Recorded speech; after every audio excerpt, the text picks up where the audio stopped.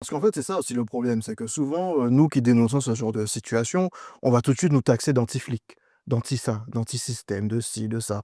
En fait, non, justement, nous, on veut faire évoluer les choses. On veut faire en sorte que des Claude Jean-Pierre, il n'y en ait plus, que des Adama Traoré, qu'il n'y en ait plus, des Cédric Chouviat, il n'y en ait plus, que ça soit terminé. Parce que, ça crée des traumatismes, puisque pourquoi on se dit, souvent, «Oui, les jeunes, ils fuient devant la police». C'est qu'il y a un traumatisme et ce traumatisme on peut les guérir que de façon, collective.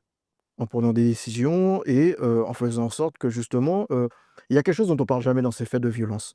Les policiers et les gendarmes sont soumis à ce qu'on appelle un code de déontologie et c'est pour ça que quand on nous parle de bons flics ou de mauvais flics, on se dit: «Mais en fait, ils sont tous les 2 soumis au même code de déontologie».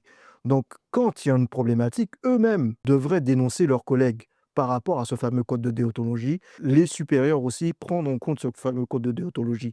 Sauf qu'on se rend compte que quand il y a des bavures, ben, ils se couvrent et leur hiérarchie les couvre également. Et donc, s'il n'y a pas des familles, des organisations, des mouvements qui dénoncent ce genre de situation, ben, en fait, ça continue et en fait, on met tout sous le tapis et on passe à autre chose jusqu'à ce qu'il y ait une prochaine affaire, une suite. Et en fait, nous, ce qu'on veut, c'est que ça s'arrête à un moment donné.